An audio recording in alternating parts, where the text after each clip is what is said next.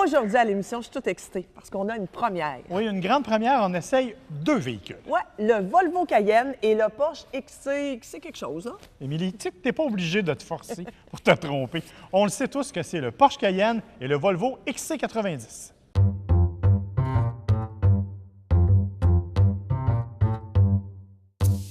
La comparaison s'explique d'elle-même. Pourquoi? Parce que ce sont 2 grands véhicules utilitaires de luxe dont le prix de base, à peu près 65 000 $, est comparable.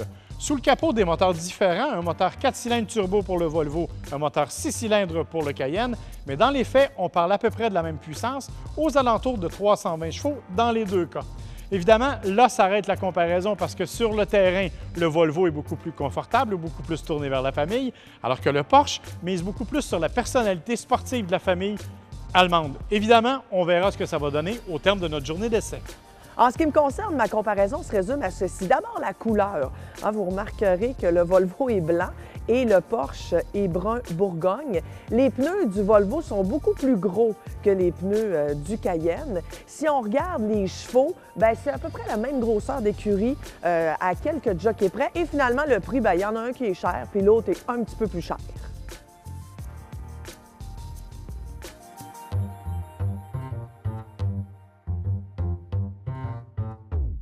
Bon, alors commençons le comparatif entre les 2 VUS.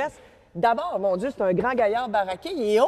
Il est haut, effectivement, parce qu'on veut maximiser l'espace. Pourquoi? Parce que le Volvo XC90, c'est un 7 passagers. Contrairement au Cayenne, où il y en a seulement 5. Alors évidemment, on a voulu donner le maximum d'espace pour tout le monde. Et quand on ne se sert pas des places arrière, ça fait de l'espace de rangement encore plus pour traîner, parce que quelqu'un comme toi traîne sur des tonnes de valises. Bien oui, c'est ça, exactement. Aussi, là, quand je fais le plein, moi, ça m'énerve. Une petite clenche, puis là, après ça, le bouchon. Là, ça, c'est magique. Regardez, ça s'ouvre tout seul. Et il n'y a pas de bouchon! Non, effectivement, c'est de plus en plus standard. Il y a de plus en plus de compagnies qui utilisent ça. Il faut savoir cependant que quand on a verrouillé le véhicule, alors si tu le fermes et que je reverrouille la porte, tu ne seras plus capable d'ouvrir tout simplement. C'est question de sécurité. Donc, on ne peut pas se faire voler notre essence. Effectivement, et c'est aussi un truc anti-déversement. Donc, si jamais il y avait quelque chose que tu mets trop d'essence, ça ne versera pas le cas échéant. C'est intelligent. Hey, dis-moi ça, là, est-ce que c'est un truc avec l'empreinte digitale? Non, c'est simplement parce que c'est la reconnaissance qui sait qu'on a la clé proche et qui barre et débarre. Alors ça aussi, c'est assez standard, le télédéverrouillage. On l'a de plus en plus. C'est agréable sur les véhicules de luxe, c'est pas mal ce à quoi on s'attend. Mais pour les enfants, là, je trouve que ça les tient occupés, là. Oui. On pourra en juger longtemps avec ce qu'Émilie est capable de faire. Hey! Des grosses roues! Oui, encore une fois, c'est un utilitaire sport. On a voulu jouer la carte de la sécurité. C'est beaucoup ce qu'on fait chez Volvo. Grosses roues de permettre de passer partout. Évidemment, vous aurez compris que plus les roues sont grosses, cependant, plus les pneus d'hiver coûtent cher. Alors, ça fait partie des options intéressantes, mais bien sûr, c'est donc plus de confort aussi. Je l'ai dit, Volvo va égaler confort beaucoup plus que le Cayenne va le faire. Ça, c'est des roues de camion, là. Ah oui, bien c'est ça. On est vraiment dans l'espèce de le troc un peu plus, même si le roulement n'a pas du tout cette attitude-là. 4x4? Oui, bien sûr, traction intégrale. C'est pas un 4x4 parce que les 4x4, c'est vraiment où tu les sélectionnes toi-même. Okay. Dans ce cas-ci, c'est automatisé. Ça va détecter la perte d'adhérence de certains pneus et ça va transférer le couple en conséquence. Mais oui, c'est une traction intégrale. Le devant est très imposant. Il est gros, il est carré. On a complètement remanié le style du XC90. Pour moi, c'est une excellente nouvelle. Je trouve que c'est un véhicule qui a l'air beaucoup plus masculin, beaucoup plus affirmé qu'auparavant. Chez Volvo, on fait vraiment des gros efforts. La compagnie a eu des difficultés financières, a été rachetée par une compagnie chinoise, Geely. Depuis ce temps-là, on a investi beaucoup en développement, beaucoup en technologie, beaucoup en design aussi. Et ce véhicule-là est comme le premier de la nouvelle véritable famille Volvo qui va revamper pas mal tout ce qui se fait là, au cours des prochaines années. Et ça, de ce point de vue-là, l'avant, la grille, l'éclairage qu'utilisent les feux, les DEL, c'est vraiment absolument magnifique. C'est pour moi une des belles réussites du véhicule. On va voir le Cayenne? On va aller voir le Cayenne, ma chère.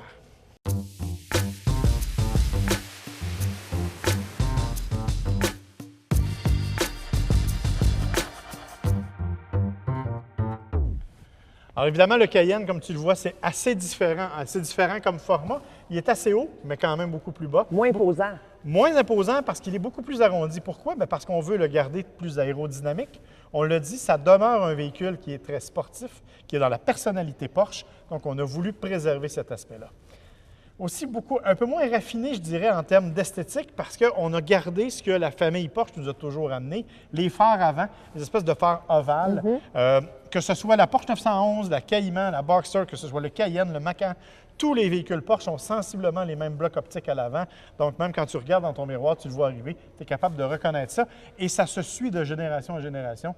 Donc, même s'il y a des variantes, on est capable de reconnaître les phares d'un Porsche, même si ça fait 20 ans que la voiture est sur la route. Lui, on ne peut pas jouer, là? Il n'y a pas de jeu pour les enfants sur Non, lui? dans son cas, lui, c'est une clé qui est un peu plus traditionnelle. C'est particulier parce qu'on a voulu jouer avec une clé qui a la forme de la voiture, la forme d'une Porsche. Oh, c'est cute! Et qui, elle, effectivement, on a besoin donc de ça en main pour déverrouiller. Quand même, télédéverrouillage à distance, mais on a aussi, alors que dans l'autre, par exemple, c'est un bouton qui nous permet le démarrage. Dans ce cas-ci, il faut véritablement insérer la clé, la tourner pour faire partir le moteur. Vintage! Oui, vintage, mais en fait, c'est que les gens qui, généralement, s'achètent un Porsche aiment beaucoup être en contrôle de la voiture et aiment cette sensation-là de pouvoir prendre possession de tout ce qu'ils ont. Et ça fait partie, je pense, des détails qu'on a voulu préserver chez Porsche. Des plus petits pneus. Plus petits pneus, encore une fois, dictés notamment par la performance. On a voulu jouer la carte des pneus qui sont plus efficaces. Garder le véhicule le plus bas possible pour garder l'aérodynamique, même si c'est un véhicule qui est capable hors route, tellement capable en fait qu'il y a aussi une traction intégrale, mais lui, on peut verrouiller le différentiel de façon à aller dans des conditions un peu plus extrêmes qu'on le ferait avec le Volvo. Donc, c'est personnalité vraiment plus passe-partout, plus, je dirais un peu plus musclé, un peu plus macho là, dans le cas du Porsche. Ça, c'est juste pour le look. Non, en fait, c'est un aileron qui, effectivement, élimine les turbulences à l'arrière, mais... Les turbulences, pas un avion? Oui, bien, c'est le même principe. L'aérodynamique est la même, en fait. Alors, il y a vraiment un glissement d'air qui va faire des turbulences. Ce que ça fait, c'est qu'à haute vitesse, ça va, par exemple, troubler un peu le comportement routier, mais ça, on ne roule jamais, nous, assez vite pour se ressentir ça. D'autre part, c'est aussi une question d'économie de carburant, semble-t-il. Ah, parce oui? que quand il y a trop de turbulences à l'arrière, ça fait trop de friction dans l'air et donc ça augmente la consommation de carburant. Donc, c'est là pour ça aussi. Est-ce qu'il y a des masques qui tombent du toit? Non, on n'est pas rendu là. Et tu n'as pas d'agent de bar qui t'explique par où sortir non plus. Non. Il y a 5 sorties. C'est ça, exactement. Mais comme tu le vois, l'autre élément particulier par rapport au Volvo, c'est vraiment la taille beaucoup plus réduite, ouais. En hauteur, en longueur aussi. Véhicule qui est définitivement fait plus pour un usage urbain, un usage plus sportif, un usage plus agréable. L'autre étant le véhicule familial, là, un peu plus par excellence.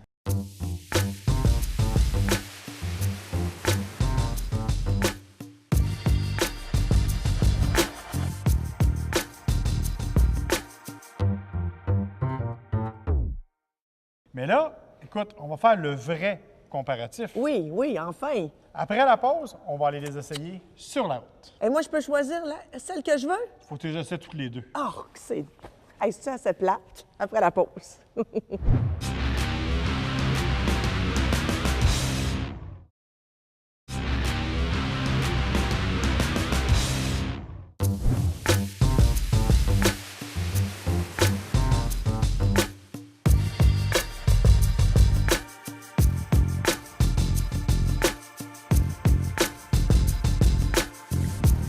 Nous sommes partis, here we go. Marc, as-tu remarqué la grosseur du toit ouvrant? C'est incroyable! C'est immense! Émilie, j'avoue que tu me fascines pas mal avec comment tu tombes en admiration devant les gadgets auxquels moi je porte aucune attention. Non, mais t'imagines à quel point c'est grand? J'ai jamais vu un toit ouvrant aussi grand. Non, effectivement, c'est un toit ouvrant panoramique. Ce qui est intéressant, c'est qu'il y a quand même la moitié du toit qui s'ouvre complètement, ce qui fait presque littéralement là, un cabriolet. J'exagère, mais à peine. Presque. Ouais, non, t'exagères presque pas. Marc, il y a les sièges chauffants en arrière. Oui, et il y a aussi un volant chauffant. Si jamais ça t'intéresse. Tu te le mettre, le volant chauffant? Non, ça va être correct. Il va. fait pas assez froid pour ça. J'adore. Moi, j'adore cette voiture. Hey, les petites lumières. Oh, wow, c'est beau. Ce qui est intéressant, en fait, tu l'as dit tout à l'heure, depuis le début qu'on en parle, c'est vraiment l'espace. La façon dont l'espace est aménagé, tout est à portée de main, c'est bien fait. C'est sûr que les commandes sont un peu compliquées. Vraiment tout mettre en évidence, c'est pas simple. Tout mettre en fonction, c'est compliqué.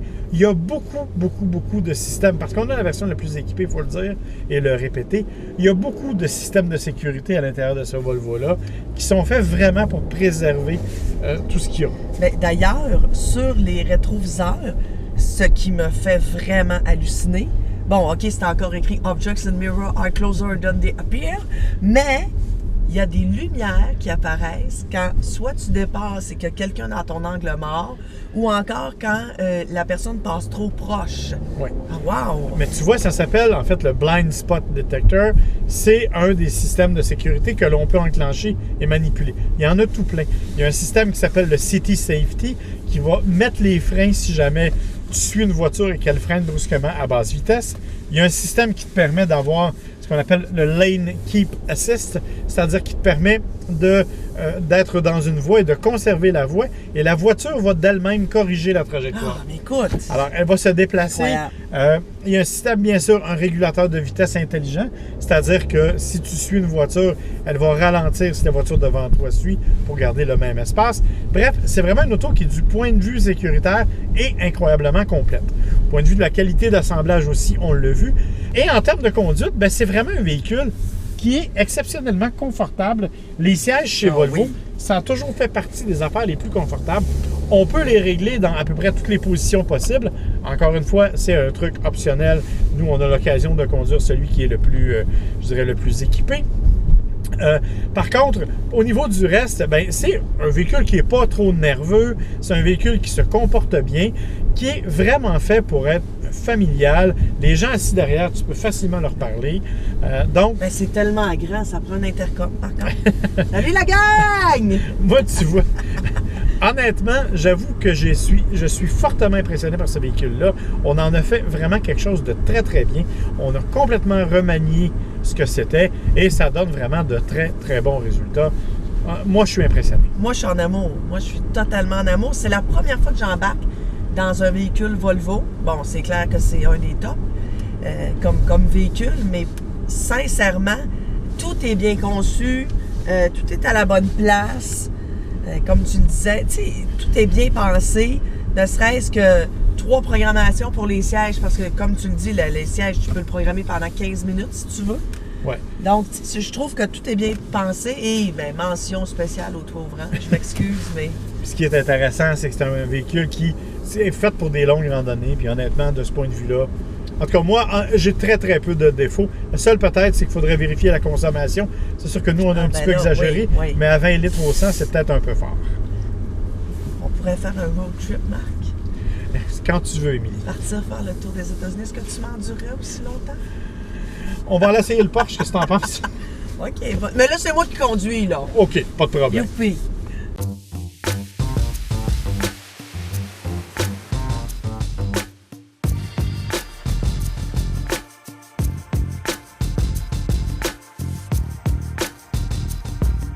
Marc, c'est la première fois que j'entre dans un véhicule Porsche de toute ma vie.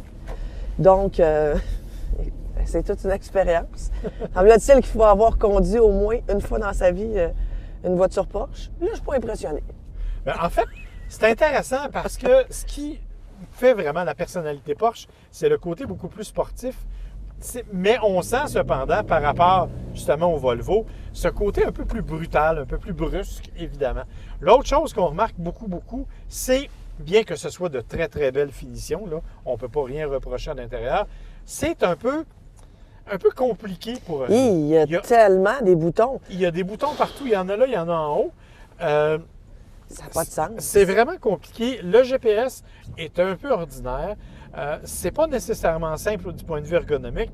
Donc, ça, c'est pas fait pour ça. Une Porsche, c'est vraiment un instrument de conduite tourné vers le pilote, plus qu'un instrument de grand confort pour la famille, comme peut l'être le Volvo, par exemple. Quand on met le clignotant, là, je trouve tellement que le bras est dur, j'ai l'impression qu'il va casser.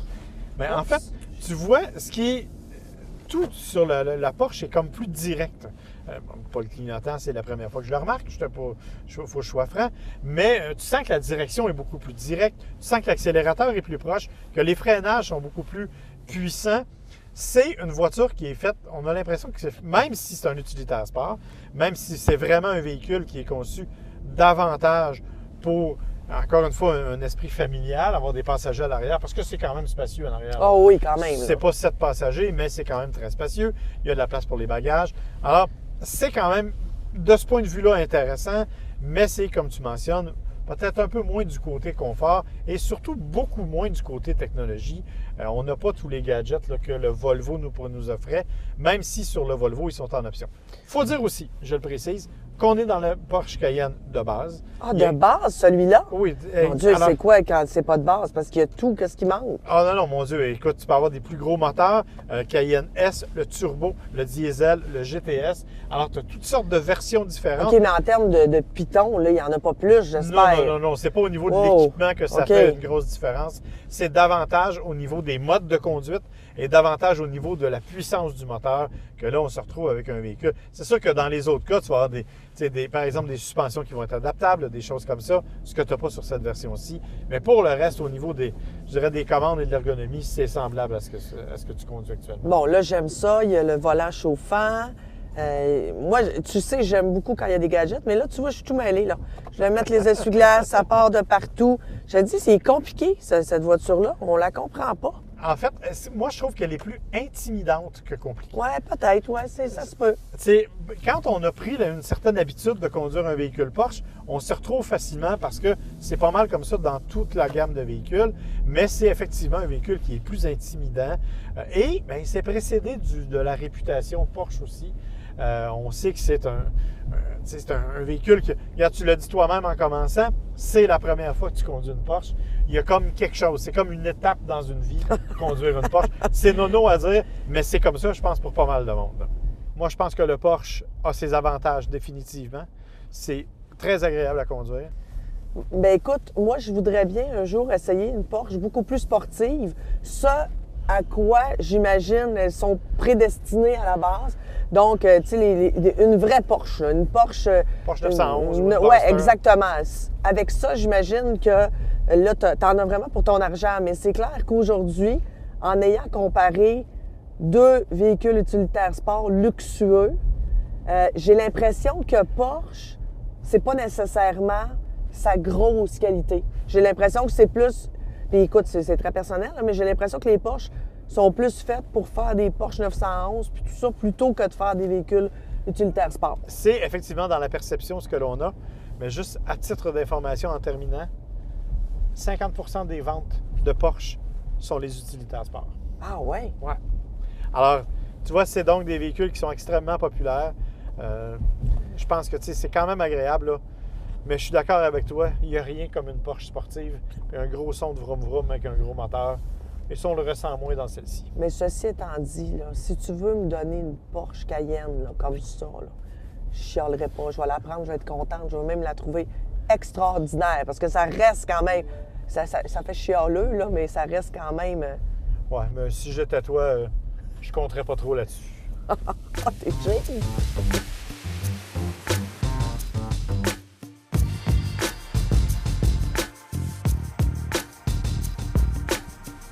Émilie? Oui.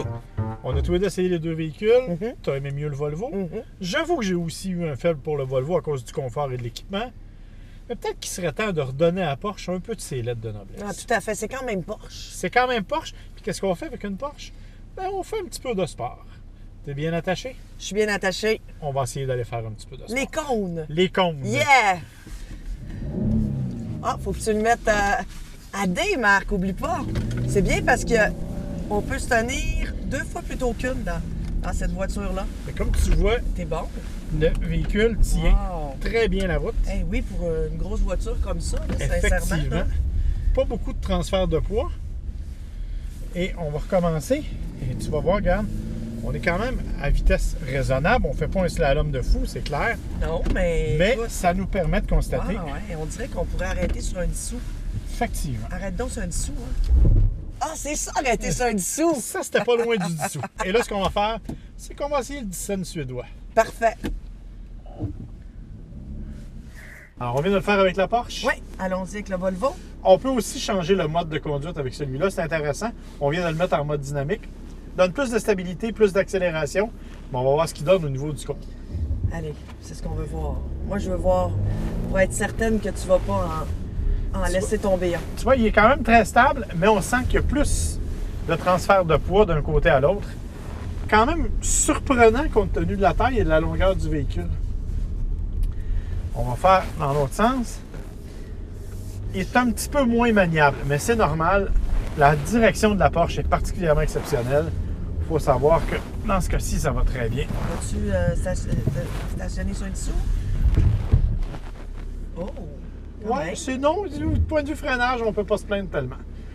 Maintenant qu'on a fait les cônes, on va aller voir ce que ça a directement dans le ventre. Oh oui, on va aller voir si c'est un vrai, là.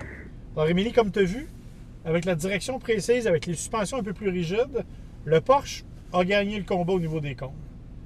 On va voir si au niveau de la puissance, il est capable de faire la même chose. Bon, on va faire un chronométrage, mais maison. Ouais, ben on va compter sur notre réalisateur qui peut-être va être capable d'avoir quelque chose d'un peu plus scientifique, mais nous, c'est évidemment uniquement à des fins de comparaison. Un 0-100? Un 0-100.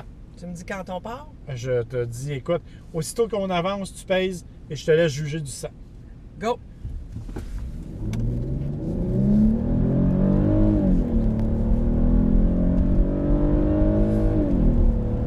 Ça. 8,63. Ça n'a pas de bon sens. Ça se peut pas? On va recommencer. Juste pour le fun, là. Ça se peut pas? Ah, c'est beaucoup.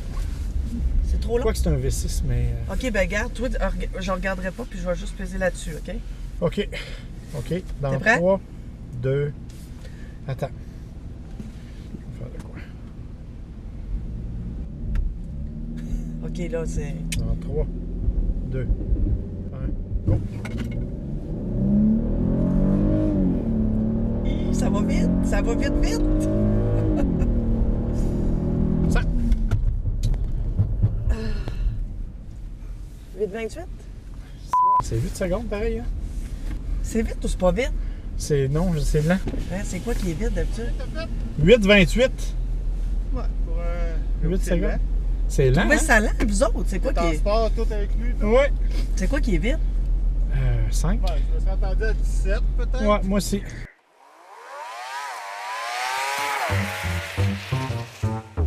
Bon, on va voir si ça va vite, cette voiture-là, là. Ouais, ben en fait, on va voir, c'est un moteur différent. C'est un moteur turbo, ce qui n'est pas le cas dans le cas du Cayenne. Mais c'est un V4 au lieu C'est d'un un, V6. c'est un 4 cylindres, effectivement, dans ce cas-ci, même s'il s'appelle T6. Faut pas chercher à comprendre. Et là, on va voir ce qu'il donne. Tu mesures, évidemment, évaluation Non approximative. scientifique. Mais on part, on y va pour le 0-100 dans 3, 2, 1. C'est parti. Est-ce qu'on a un petit peu plus ça? Ça. 8,96. Ah, mais c'est quand même bon. Puis là, j'ai vraiment cliqué. Écoute, j'ai vraiment, là. Alors, c'est surprenant. Véhicule qui est très surprenant en termes de vitesse et de rapidité. On va le refaire pour être certain. Pour la forme, Pour la forme, je suis prête. on est quand même à plus d'une demi-seconde. Ben, c'est pas beaucoup. Ben, c'est beaucoup. Quand sur 8 secondes, ça commence à être pas mal. Ouais, ok. C'est un 16e plus lent, là. Hey, il y a trop de chiffres, là. OK, dans 3, 2, Fais comme si c'était un avion, là. 1. C'est parti.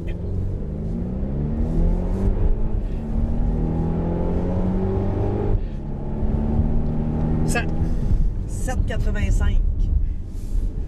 Oui, on se plus vite avec la Volvo. 7,85.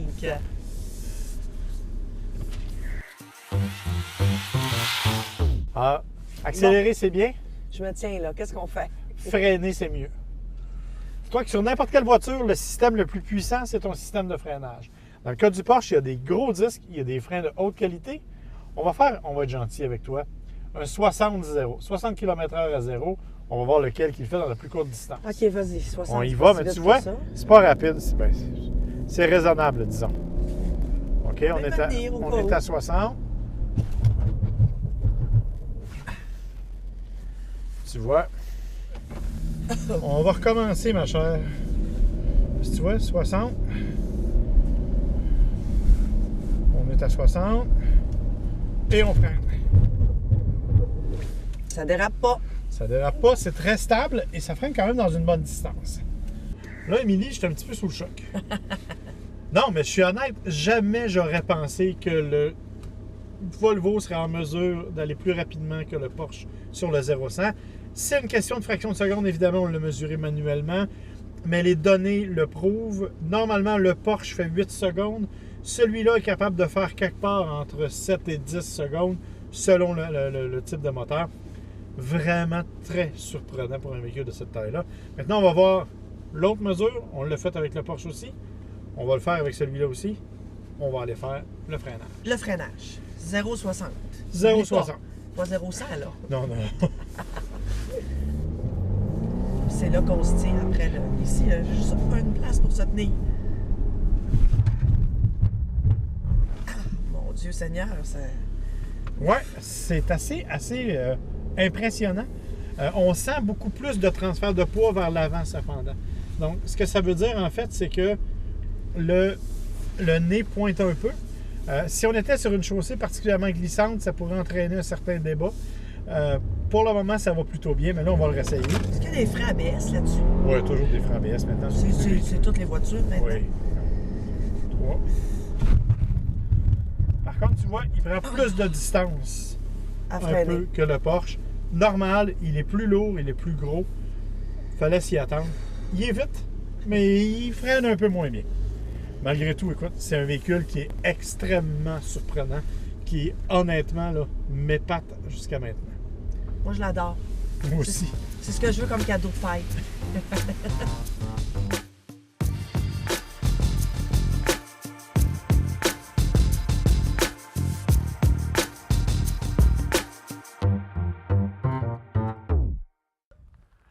Alors, je pense qu'on a choisi notre journée d'automne pour vous faire une petite démonstration de ce que ces deux grands utilitaires sport de luxe-là sont capables de faire. Émilie, entre les deux, ton choix, c'est lequel? Volvo. Écoute, je pense que moi aussi, c'est le Volvo, mais pour des raisons différentes. On l'a dit et répété, le Porsche est amusant à conduire, il est agréable, un petit peu plus brutal, un peu plus brusque, définitivement plus sportif, mais Volvo, c'est peut-être à cause de mon âge, j'ai beaucoup apprécié le confort, la technologie et l'espace à l'intérieur. Non, non, je suis pas aussi vieille que toi, puis moi aussi, je l'ai aimé, Marc. On vous invite à vous rendre sur notre site Internet et sur notre page Facebook. On se dit à la prochaine. Et ça roule!